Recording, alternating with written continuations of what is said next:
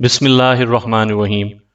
سامعین کرام، آپ سن رہے ہیں اردو ناول کالی قبر کی جلد نمبر 2، جس کے مصنف ہیں ایم راحت، اور یہ اس سلسلے کی قسط نمبر 41 ہے۔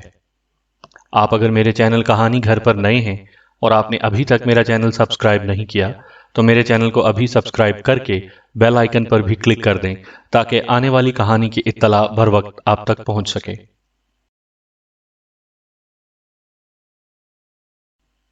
گڈ، گویا میرا تعارف بھی ہو چکا ہے ان خاتون سے، لیکن بدقسمتی سے میں ابھی تک ان کی زیارت سے محروم ہوں۔ تو پھر کل شام کو 5 بجے میں تمہارے پاس پہنچ جاؤں گا، اور ہاں، کوئی اور مصروفیت نہیں ہونی چاہیے۔ نہیں میرے یار، تیرا مسئلہ دنیا کے تمام مسئلوں سے زیادہ اہم ہے میرے لیے، میں نے مسکراتے ہوئے کہا۔ شمس بہت دیر تک مجھ سے گفتگو کرتا رہا اور اس کے بعد خوش خوش رخصت ہو گیا۔ تنہائیاں صرف اس کی ذات کے لیے مخصوص تھیں، جس نے میرے ذہن میں ایک زخم سا بنا دیا تھا۔ حالانکہ ایک پیشہ ور عورت تھی، ایک سوسائٹی گرل تھی، جس کے بارے میں تنہائی میں سوچنا بھی گناہ سمجھا جا سکتا ہے، لیکن پتہ نہیں کیوں وہ میرے ذہن پر اس قدر حاوی ہو چکی تھی۔ دوسرا دن کورٹ میں گزرا۔ میں نے اپنی مصروفیات اس طرح منتخب کی تھیں کہ شمس کے معاملے میں تساہل نہ ہو۔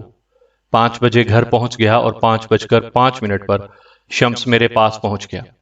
بہت ہی عمدہ قسم کا سوٹ پہنے ہوئے تھا، جسم سے خوشبو کی لپیٹیں اٹھ رہی تھیں۔ میں نے مسکراتی نگاہوں سے اسے دیکھا تو وہ انگلی اٹھا کر بولا، خدا کی قسم، اگر ایک بھی جملہ مذاق اڑانے کے لیے کہا تو ناراض ہو جاؤں گا، نہ خود وہاں جاؤں گا نہ لے کے جاؤں گا۔ میں مسکرا کر خاموش ہو گیا۔ شمس نے خود ہی میرے لیے لباس کا انتخاب کیا تھا، اور تھوڑی دیر کے بعد ہم دل نشیں کی جانب چل پڑے۔ خوبصورت عمارت تھی، رکھ رکھاؤ بھی اچھا تھا۔ اسما نے برآمدے میں استقبال کیا۔ میں نے گہری نگاہوں سے اس لڑکی کو دیکھا اور دل ہی دل میں شمس کی پسند کی داد دی۔ بلا شبہ اس نے اسما کے بارے میں جو کچھ بھی کہا تھا درست کہا تھا۔ سادہ سی طبیعت کی سادہ سی لڑکی تھی۔ اس نے مجھے سلام کیا اور آہستہ سے بولی، حیدر صاحب۔ ہاں اسما، میں حیدر ہوں۔ یوں سمجھیں کہ میں آپ سے اتنی ہی واقف ہوں جتنے آپ کے تمام قریبی لوگ ہو سکتے ہیں، اس نے مسکرا کر کہا اور پھر ہمیں اندر لے گئی۔ ڈرائنگ روم پرتکلف طور پر آراستہ تھا۔ پورچ میں کار بھی کھڑی دیکھ چکا تھا، جس کے پاس ڈرائیور موجود تھا۔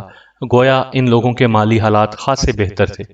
اسما نے مجھے بیٹھنے کے لیے کہا، اور ابھی وہ باہر بھی نہ نکلی ہوگی کہ اس کی بہن اندر داخل ہو گئی۔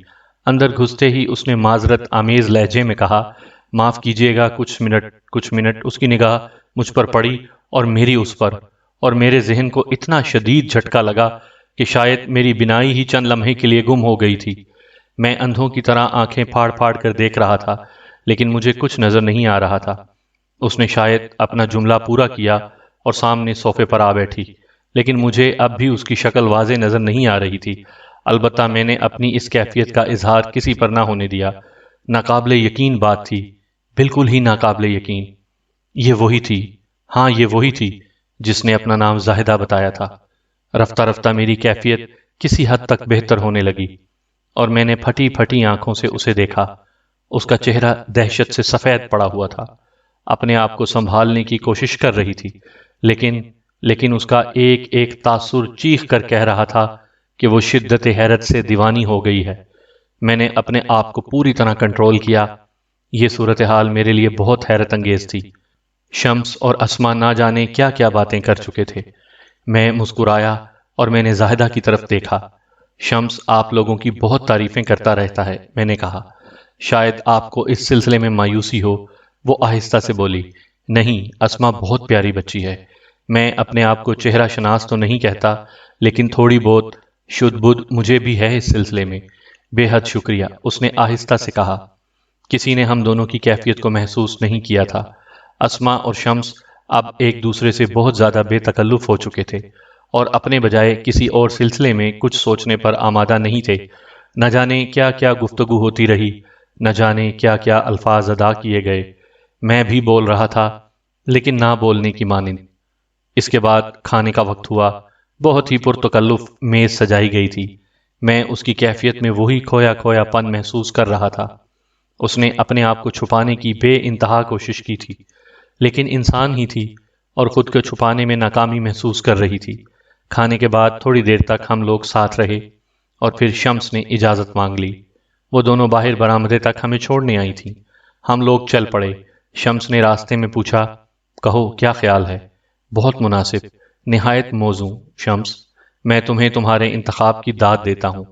زاہدہ بہن بھی بہت ہی نفیس طبیعت کی مالک لگتی ہیں۔ بالکل احساس ہی نہ ہونے دیا انہوں نے کہ ہم اجنبی ہیں۔ کیا اسما اپنی بہن کو تمہارے بارے میں تفصیلات بتا چکی ہے؟ ہاں، اسما نے ان سے کہہ دیا ہے کہ وہ اپنی زندگی کے لیے ایک ساتھی منتخب کر چکی ہے اور مجھ سے شادی کرنا چاہتی ہے۔ یہ دعوت بھی اسی سلسلے میں تھی۔ حیدر، بس اب ایسا ہے کہ تمہیں میرے گھر آنا پڑے گا، امی اور ابو کو تیار کرنا پڑے گا۔ ویسے تو کوئی خاص مسئلہ نہیں ہے، میرے گھر والے بہت ہی روشن ذہن کے مالک ہیں۔ انہوں نے بارہا اس بات کا مجھ سے تذکرہ کیا ہے کہ جب بھی میں کسی کو اپنے ذہن میں پاؤں ان کو بتا دوں، وہ اسے میری زندگی میں شامل کر دیں گے۔ مجھے غلط راستوں کا راہی نہیں بننا چاہیے۔ میں ان لوگوں سے مل لوں گا، تم اطمینان رکھو۔ میں نے آہستہ سے کہا۔ میں شمس کے جانے کا انتظار کر رہا تھا۔ ذہن و دل میں طوفان برپا تھا۔ ایک اور خوفناک دھماکہ ہوا تھا میرے ذہن میں۔ اسما کی بہن زاہدہ، وہ خود تو بلیو اسکوائر کے ایک فلیٹ میں رہتی ہے، اور اس کی بہن، کیا پراسرار کہانی ہے، کیا عجیب واقعہ ہے۔ بہر طور میں خود کو باز نہ رکھ سکا۔ اس وقت رات کے تقریباً 11:30 بجے تھے جب میں بلیو اسکوائر کے فلیٹ نمبر 17 پر کھڑا کال بیل بجا رہا تھا۔ دروازہ اسی بوڑھی ملازمہ نے کھولا اور مجھے دیکھ کر پیچھے ہٹ گئی۔ زاہدہ ہے؟ میں نے سوال کیا۔ جی، اندر آ جائیے، ملازمہ نے جواب دیا، اور میں اندر کی جانب بڑھ گیا۔ بڑا عجیب سا احساس تھا دل میں۔ وہ کیا کہہ کر دل نشیں سے واپس آئی ہوگی؟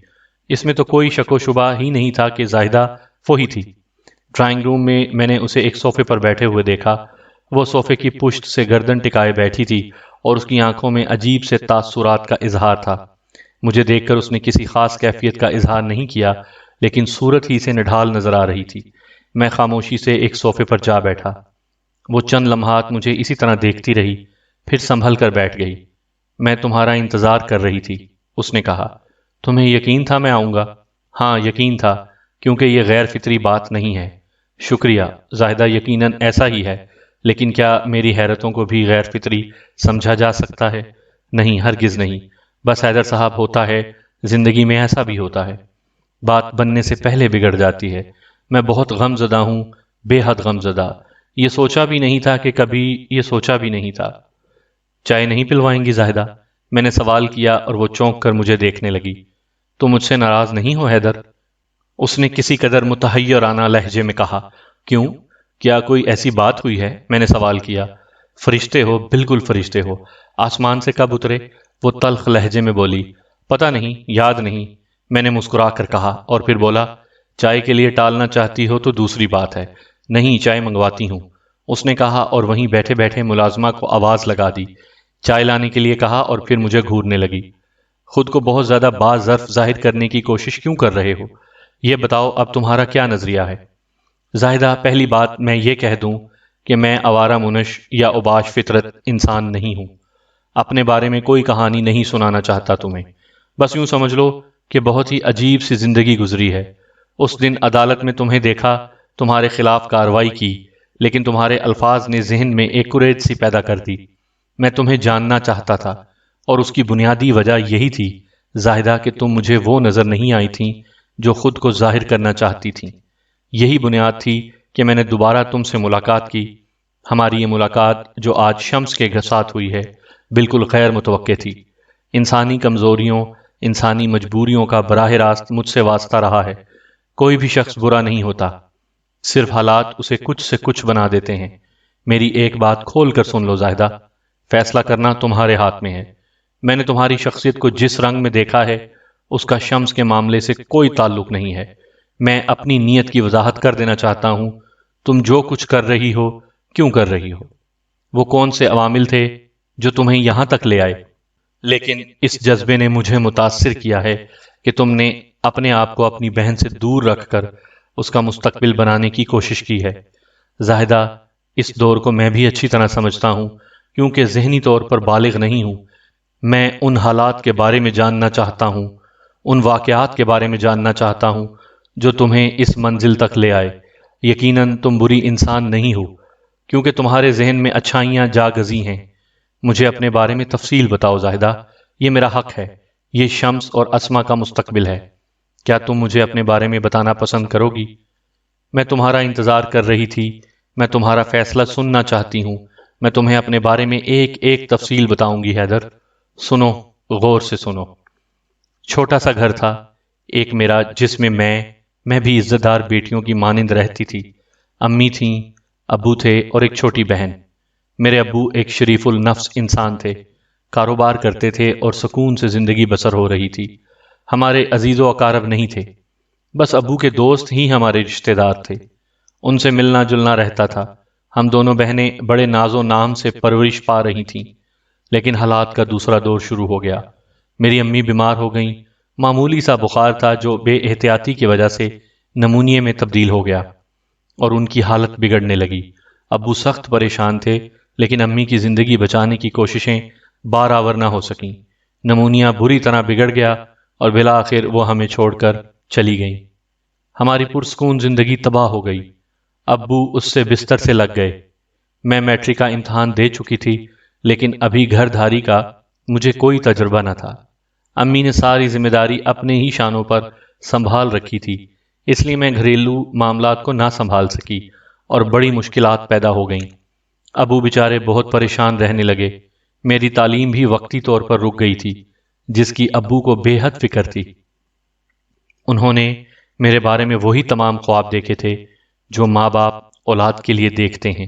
بہر طور وقت گزرتا رہا، کوئی حل میری سمجھ میں نہیں آ رہا تھا، لیکن بالآخر ابو نے ایک فیصلہ کیا۔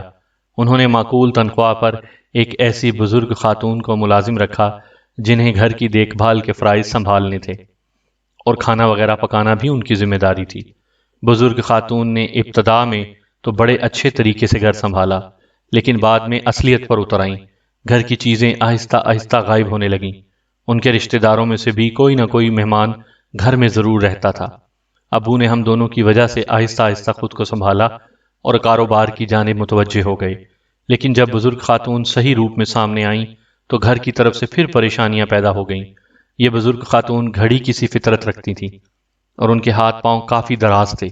ان کے رشتہ داروں میں نوجوان لڑکوں کا بھی گھر میں آنا جانا شروع ہو گیا۔ ابو انہیں پسند نہیں کرتے تھے۔ میں اپنے حالات سے مجبور تھی۔ بزرگ خاتون نے گھر پر خاصا تسلط جما لیا تھا اور ان سے کچھ کہتے ہوئے ابو کو خوف محسوس ہوتا تھا کہ وہ گھر چھوڑ کر چلی جائیں گی اور پریشانیاں پھر اس گھر میں بسیرا کر لیں گی۔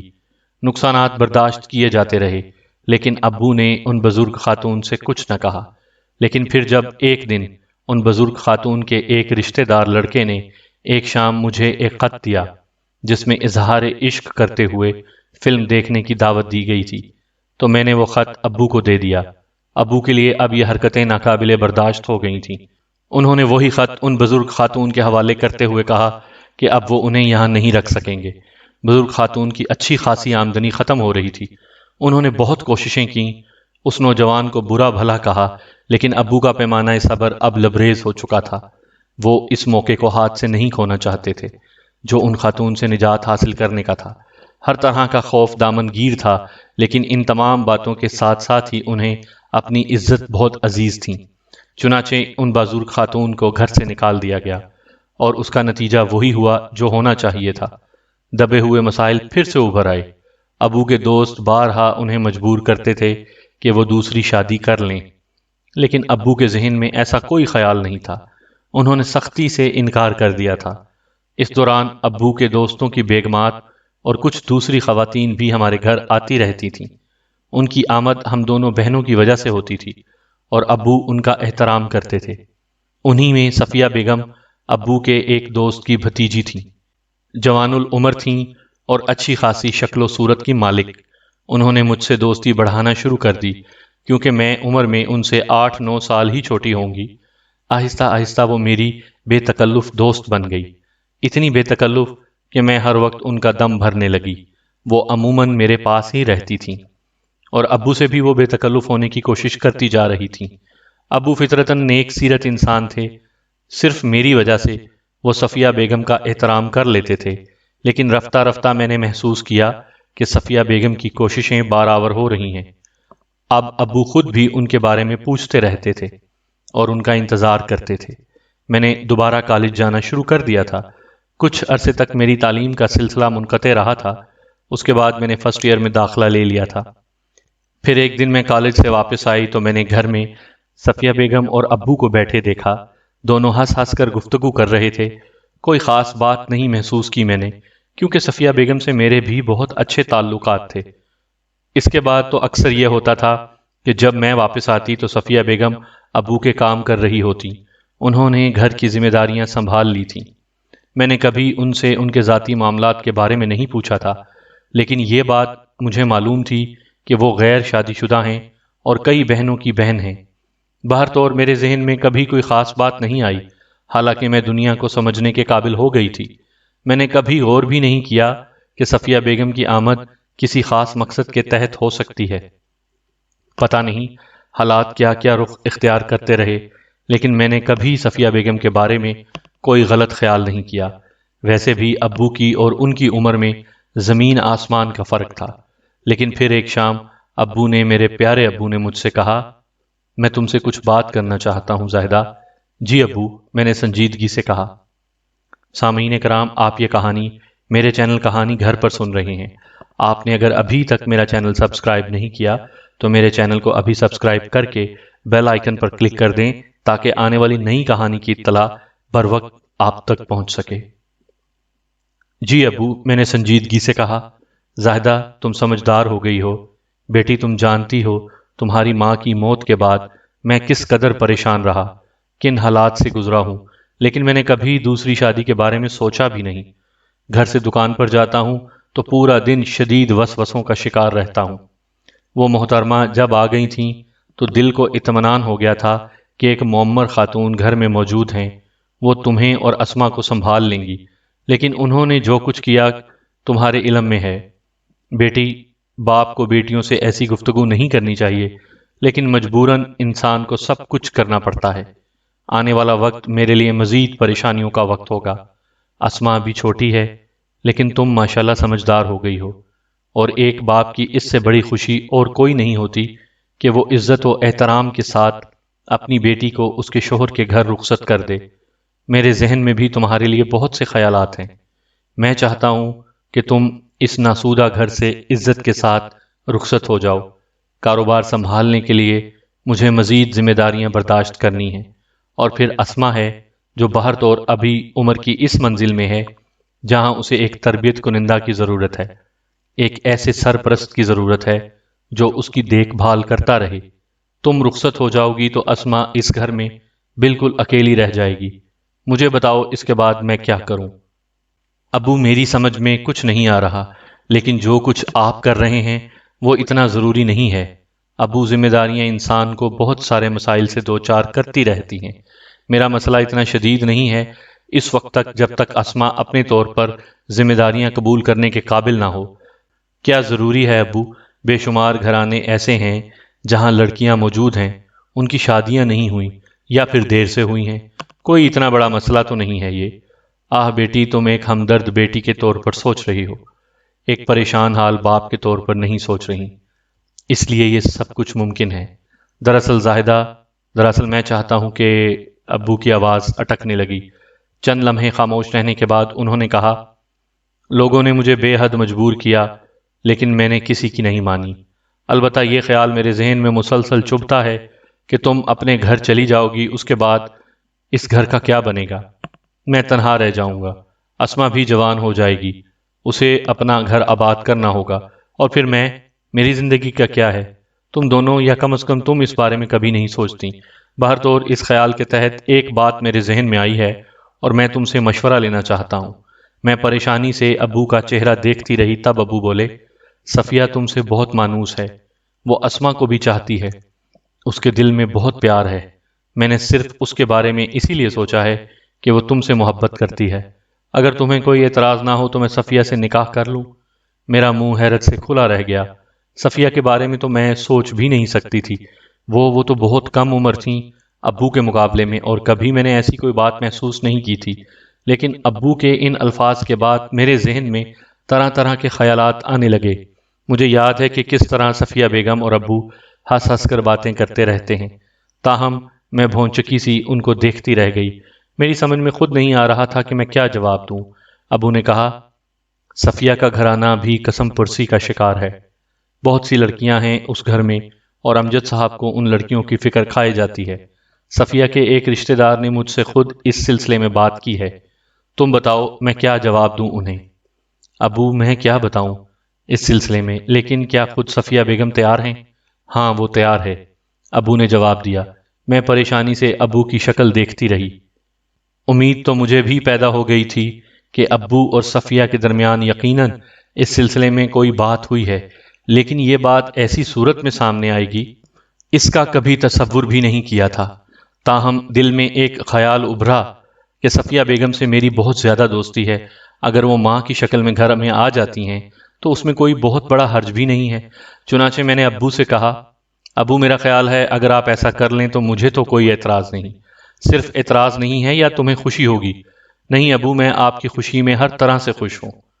اس طرح صفیہ بیگم میری سوتیلی ماں بن کر ہمارے گھر میں آ گئیں اور ابو ان کے وجود میں گم ہو گئے۔ صفیہ بیگم نے ابو کے گرد جال بننا شروع کر دیے اور رفتہ رفتہ ان کی اصلیت بھی سامنے آتی گئی۔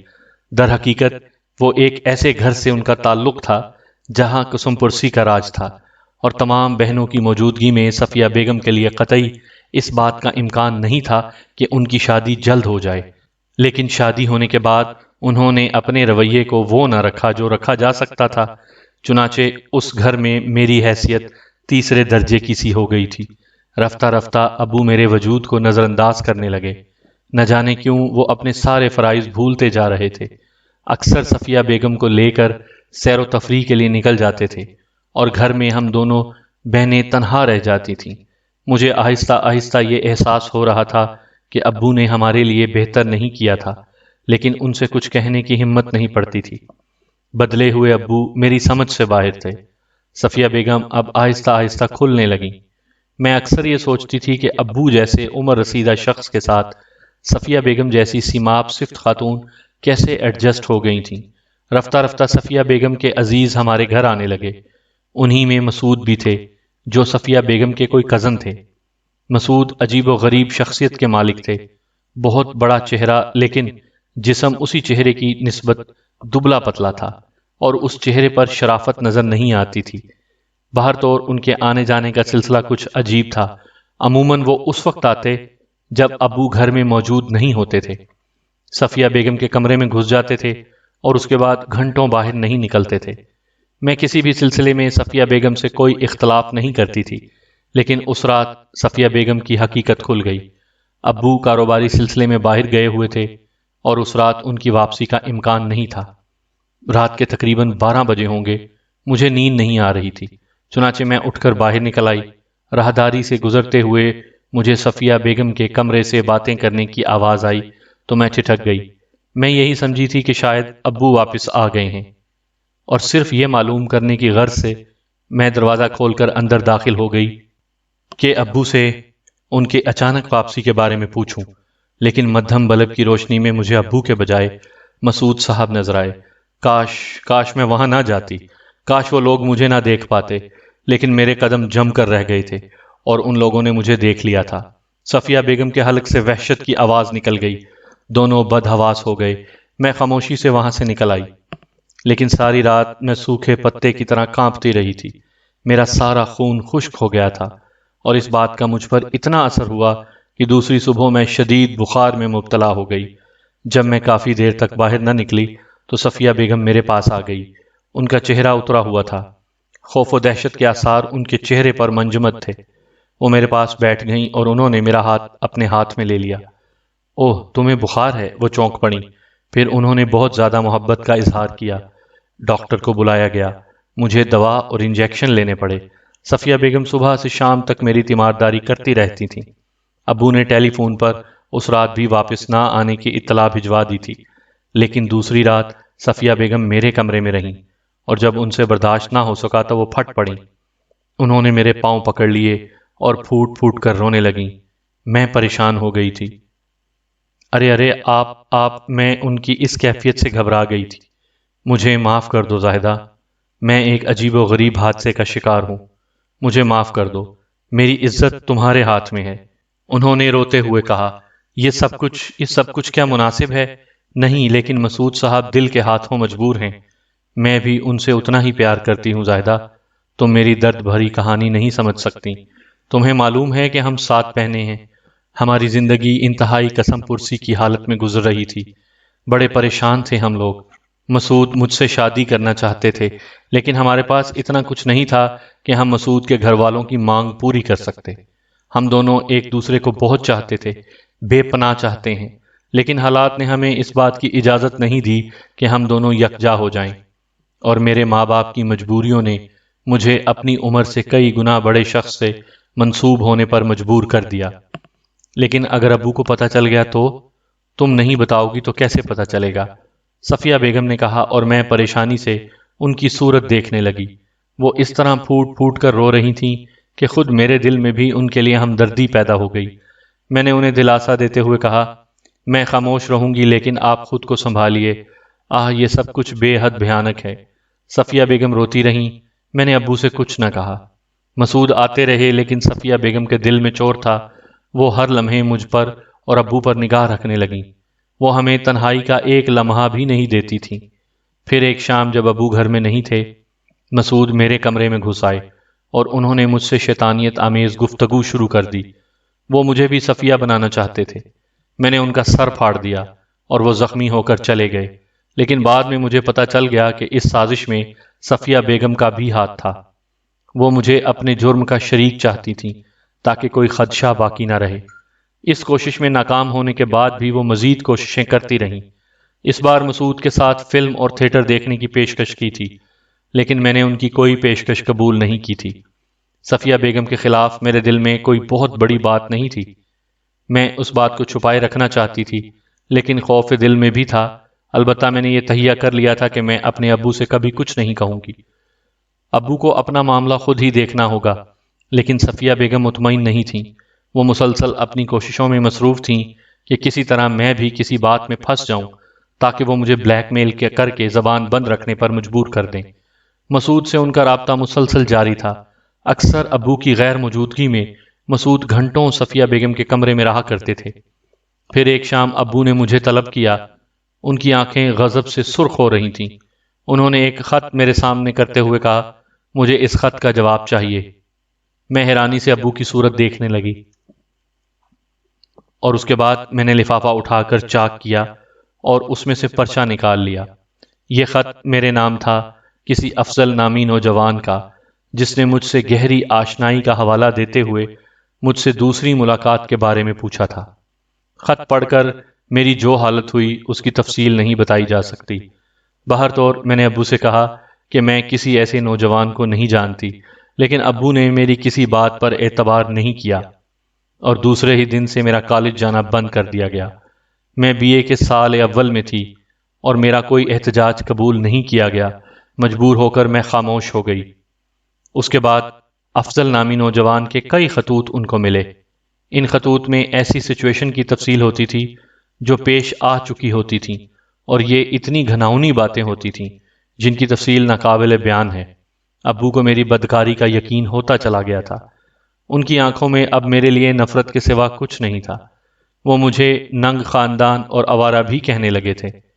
میری حیثیت اب نوکروں سے بھی بدتر ہو گئی تھی، اور ان حالات میں زندگی گزارنا میرے لیے ایک کٹھن مسئلہ بن گیا تھا۔ میں جانتی تھی کہ صفیہ بیگم کے دل کا چور اپنا تحفظ چاہتا ہے، تاکہ اگر میری زبان کبھی ان کے خلاف کھلے تو اسے انتقامی جذبہ قرار دیا جائے، اور اپنی اس کوشش میں وہ کامیاب بھی ہو گئی تھی۔ میں نے ابھی تک ان کے خلاف زبان نہیں کھولی تھی، لیکن انہوں نے مجھے مکمل طور پر تباہ کر دیا تھا۔ نوبت یہاں تک پہنچ گئی کہ ایک دن ابو نے مجھے بری طرح مارا پیٹا اور ہاتھ پکڑ کر دروازے سے باہر نکال دیا۔ انہوں نے مجھ سے ایسی شرمناک باتیں کہی تھیں جو ایک باپ اپنی بیٹی سے کبھی نہیں کہہ سکتا۔ انہوں نے کہا کہ میں ان کے وجود پر غلاظت کا ڈھیر ہوں، اور کسی بھی دن کوئی ایسی خبر انہیں ملے گی کہ ان کی گردن ہمیشہ کے لیے جھک جائے گی۔ انہوں نے یہ بھی کہا کہ اسما معصوم ہے، میں اس کی زندگی بھی تباہ کر دوں گی، اس لیے میرا اب اس گھر میں رہنا ممکن نہیں ہے۔ میں کیا کرتی، کیا کیا جا سکتا تھا، کہاں جاتی؟ میری تو اس دنیا میں کسی سے کوئی شناسائی نہیں تھی۔ چنانچہ میں نے ابو سے منت سماجت کی کہ مجھے اسی گھر میں رہنے دیا جائے۔ آئندہ میں انہیں کسی شکایت کا موقع نہیں دوں گی۔ میں ایک ذلیل خوار ہستی کی حیثیت سے اسی گھر میں رہتی رہی۔ جو گناہگار تھے وہ سکون سے میری ذلت کا تماشا دیکھتے رہے۔ میری حیثیت بالکل ہی ختم ہو گئی تھی۔ اب میری ہر جنبش کو شک کی نگاہوں سے دیکھا جاتا تھا اور مجھ پر کسی طرح سے یقین نہیں کیا جاتا تھا۔ اسما کو مجھ سے دور رکھنے کی کوششیں کی جا رہی تھیں، لیکن میں جانتی تھی کہ میرے بعد اسما کی باری ہے۔ صفیہ بیگم کے مظالم میری غیر موجودگی میں صرف اسما پر ٹوٹیں گے۔ میں نے محسوس کر لیا تھا کہ اسما کا میرے سوا اب اس دنیا میں کوئی نہیں ہے، اور آنے والا وقت اسے ان پریشانیوں کے لیے تیار کر رہا ہے۔ خودکشی کرنے کا سوچا، لیکن اسما کا ہی خیال تھا جس نے مجھے باز رکھا۔ سامعین کرام، آپ سن رہے تھے اردو ناول کالی قبر کی جلد نمبر 2، اور یہ اس سلسلے کی قسط نمبر 41 تھی، اور اس کے مصنف ہیں ایم راحت۔ آپ اگر میرے چینل کہانی گھر پر نئے ہیں اور آپ نے ابھی تک اگر میرا چینل سبسکرائب نہیں کیا تو میرے چینل کو ابھی سبسکرائب کر کے بیل آئیکن پر کلک کر دیں تاکہ آنے والی نئی کہانی کی اطلاع بر وقت آپ تک پہنچ سکے۔